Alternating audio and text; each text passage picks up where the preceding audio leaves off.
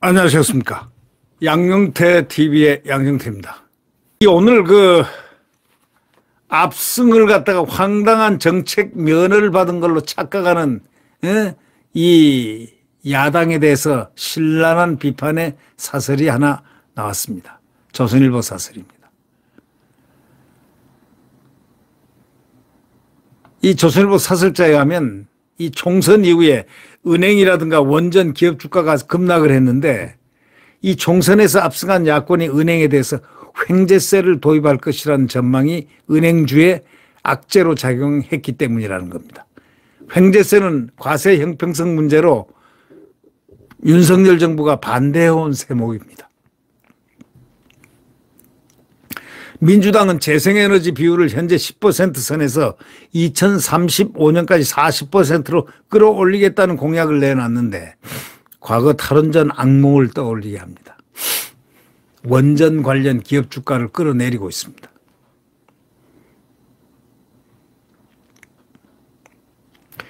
이 거대 의색을 쥐게 된 이 민주당이 자기 입맛대로 이제 정책을 입안해 가지고 밀어붙일 우려 때문에 경제 정책의 불확실성이 커지고 있습니다.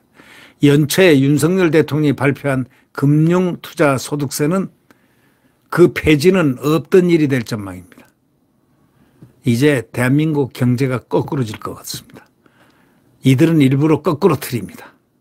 민주당이 부자 감세라는 이유로 반대하면서 원래 예정대로 내년부터 금융투자소득세를 부과를 공언하고 있습니다. 소득세 내야 된다, 이게 대통령은 벌써 이 부자 감세, 금융투자 소득세 폐지는 없던 일이 이제 될 겁니다. 대통령이 발표했습니다. 금융투자 소득세 폐지하겠다고. 이걸 이제 없던 일로 이제 만들겠다는 게 민주당의 생각입니다. 민주당은 대통령의 거부권 행사로 폐기된 양곡법, 노란봉투법, 제2법 다시 해서 다시 올리겠다는 겁니다. 이 양곡관리법은 여러분 쌀이 남아 돌아가지고 매년 10만 톤 이상 사료 주정용으로 처분하는 이 상황에서 쌀값을 떠받치기 위해서 매년 1조 원 이상을 예산을 쓰겠다 이런 얘기입니다. 황당한 법입니다. 농민들한테 표를 얻기 위해서. 이게 국회의원들입니다. 이게 민주당 국회의원들 이것들입니다. 네. 노란봉투법은 파업에 따른 손해배상 청구 소송 때 기업이 노조원 개인별로 피해액을 다 계산해 주라 이거예요. 기업 망하게 돼 있습니다.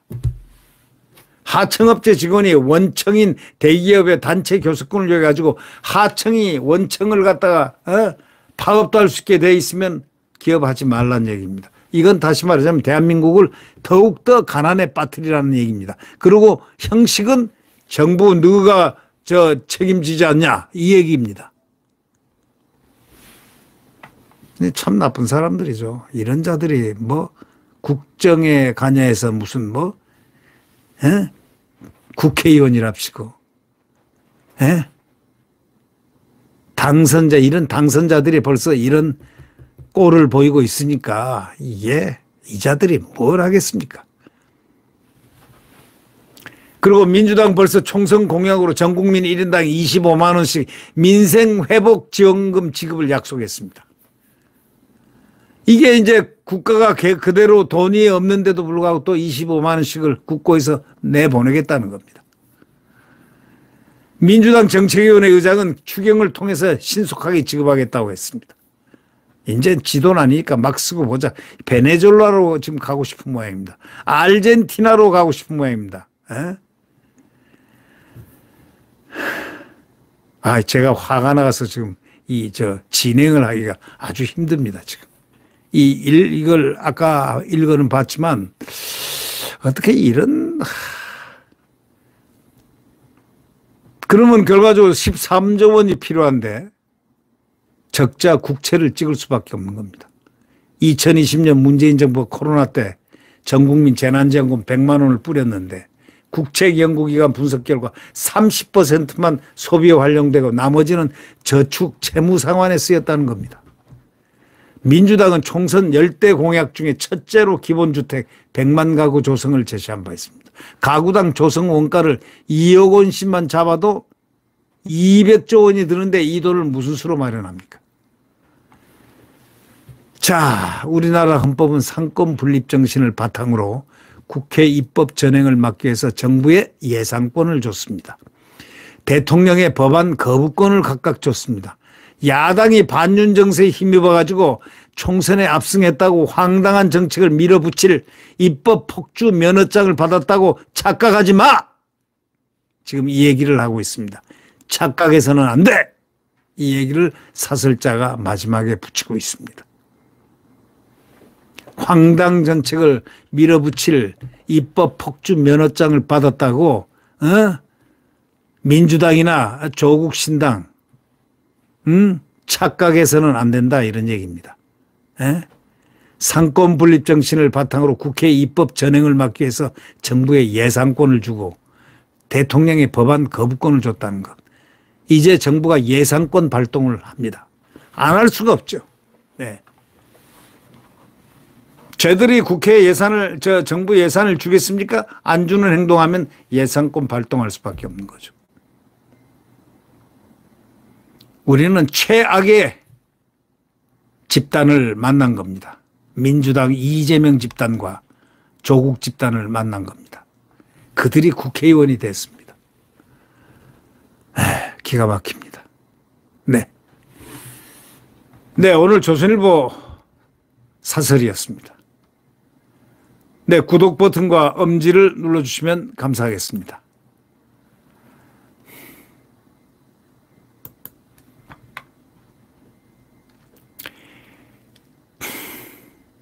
지금 문화일보 다른 데도 마찬가지입니다. 사설자에 이제 사법 시스템이 흔들리면 절대 안 된다 하는 걸 경고를 하고 있습니다.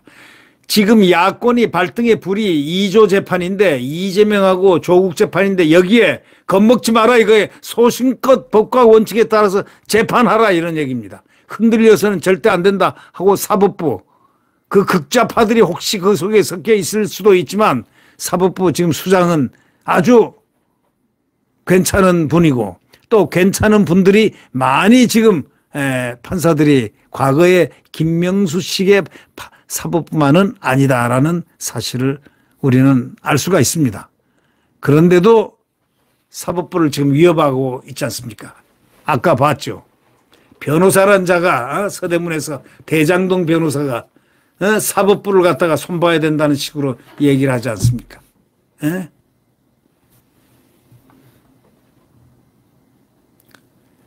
이재명이가 또 조국이가 정치적 위상이 아주 한층 그냥 흥분해서 고양돼 있습니다. 예.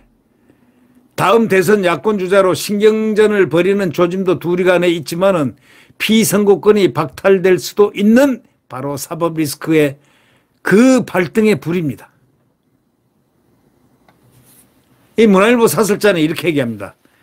여러 건의 범죄로 재판과 수사를 받아 있고 또 조 대표는 2심에서 징역 2년 실형까지 선고받았는데 대법원 판결에서 유죄가 확정되면 대선 출마는커녕 징역 2년까지 깜빡 살고 나와야 된다.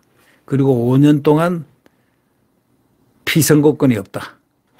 7년간을 만약에 그대로 실형 선고가 된다면 2년이 된다면 말이죠. 앞으로 7년은 정치에 얼씬도 하지 마라. 대선은 3년 뒤에 있습니다. 네. 사법부가 정말 정신 차려야 됩니다. 그 얘기입니다. 사법부에 대해서 절대 사법 시스템을 지키라고 얘기합니다.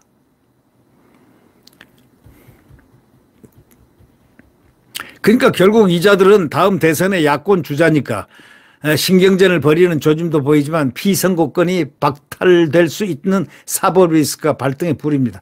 이 자들 정말 죄를 유죄 선고를 법과 원칙에 따라서 받아야 됩니다. 여러 건 범죄로 재판과 수사를 받고 있고 조 대표는 2심에서 징역 2년까지 선고받았습니다. 자, 대법원 판결에서 유죄가 확정되면은 대선 출마는커녕 상당 기간 꽃반지 끼고 생활을 해야 할지도 모릅니다. 그런 상황을 피하기 위해서 국회 의석과 권능을 이용해서 지금 온갖 방안을 동원할 가능성이 큽니다. 그만큼 사법권과 검찰권이 정치 외풍에 휘둘릴 가능성이 커지기 때문에 단단히 마음을 먹고 사법권에 대한민국의 숭고한 사법권을 숭고하게 행세를 하지 않으면 안 될 겁니다. 이재명이가 선거법 위반 재판이 12일 열렸습니다. 이재명은 김문기 성남 도시개발공사 처장을 성남시장 때 몰랐다고 했습니다. 아니 성남시장 때 몰랐으면 그럼 언제 한 겁니까? 성남 도시개발공사 처장인데 언제 알았던 겁니까? 경기도 지사할 때 알았습니까? 경기도 지사할 때 성남시의 도시개발공사 그 처장을 봅니까? 말도 안 되는 얘기 하지 않아요. 백현동 토지 용도 4단계 상향은 박근혜 정부 협박 때문이라고 그런 발언을 해서 허위사실 공표 혐의를 받고 있습니다. 사안이 간단합니다.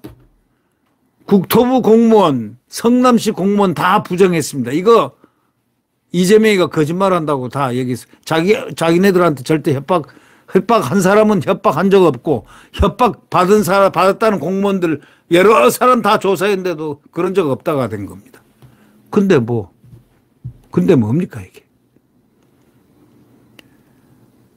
이렇게 사안이 간단한데도 1년 7개월째 지금 재판을 끌고 있는 것, 선거법 위반 재판.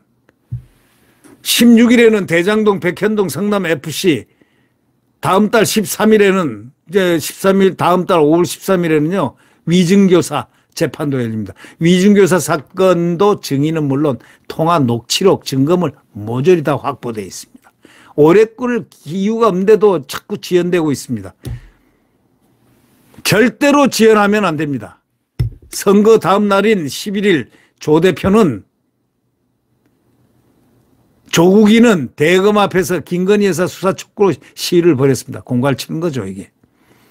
김 여사 수사를 한다고 조 대표 범죄가 사라지지 않는데 치졸한 한풀이라고 이 문화일보 사설자는 지적합니다. 치졸한 한풀이를 하고 있다 이렇게 얘기합니다. 네. 치졸한 한풀이. 김 여사를 수사한다고 조 대표의 범죄가 사라지지 않는데 치졸한 한풀이이면서 대법원 재판을 앞두고 사법부에 대한 간접 압박으로도 읽힌다 이렇게 얘기합니다. 그러니까 이거 공교롭게도 바로 그날 자녀 입시 비리하고 청와대 감찰 무마 등이 유죄가 돼가지고 항소심에서 징역 2년이 선고된 조 대표의 상고심 재판이 대법원 3부에 딱 배당이 됐습니다. 딱 배당이 됐는데 그 주심이 말이죠. 정경심 그 부인을 선고했던 겁니다. 선고한 대법관입니다. 이 선고한 대법관이 그 부인에게 4년을 징역형을 매겼죠. 확정 판결했죠. 예. 그런데 거기서 공범임을 그 선고하는 그 선고문에 이미 조국이가 공범으로 되어 있습니다. 거기. 그러면은 자녀 입시 비리하고 청와대 감찰 무마 등이 유죄가 돼가지고 항소심에서 2년 선고된 조국의 상고심 재판 대법원 3부에 해당이 됐는데 3부가 그렇다 이 말입니다. 아주 그날 딱 공교롭게도 딱 그냥 이 배당이 됐습니다. 예. 그러니까 이 사설자는 마지막에 이렇게 얘기를 합니다. 야당 독주 국회가 예상되는 만큼 사법부는 더더욱 흔들려서는 안 된다. 절대 흔들려서는 안 된다. 이걸 갖다 맨 밑에 깔고 있습니다. 이렇게 하고 있습니다. 야당 독주 국회가 예상되는 만큼 사법부는 더더욱 흔들려서는 안 된다. 이렇게 얘기하고 있는 이것이 지금 국민의 민심이 돼버렸습니다. 어제의 민심과 오늘의 민심은 또 다릅니다. 이제 국민들이 좀 느껴보세요. 네.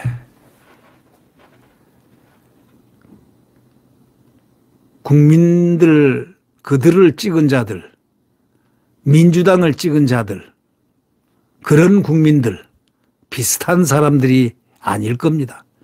화가 나서 찍은 사람들도 많을 거예요. 민주당 지지자들은 30%밖에 안 되거든요. 합쳐가지고 30%밖에 안 됩니다. 조국이랑. 그런데 20여 프로가 화가 나서 갔는데 많이 후회할 것입니다. 예. 대한민국이 이렇게 소란하고 흔들려서야 되겠습니까? 두고 보십시오. 그게 바로 그들에게, 그들 몫으로, 우리들 몫으로 우리 국민들에게 피해가 또 함께 받는 겁니다. 그래서 선거를 감정적으로 하지 말고 냉철하게 잘 하라고 하는 겁니다. 근데 이미 주사위는 글렀습니다. 이런 자들이 다 아까 얘기한 그 자들, 그런 자들이 다 국회의원이 당선됐습니다.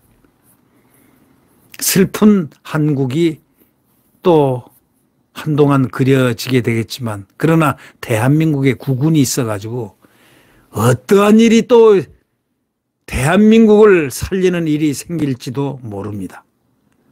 저는 항상 희망을 갖고 삽니다. 대한민국은 희망이 있기 때문에 오늘날까지 버텨온 거 아닙니까? 어저께 선거날은 불행했지만 오늘 이후는 행복할 것이다라는 희망으로 말입니다. 네, 여러분 구독 버튼과 엄지를 눌러주시면 감사하겠습니다. 안녕히 계십시오.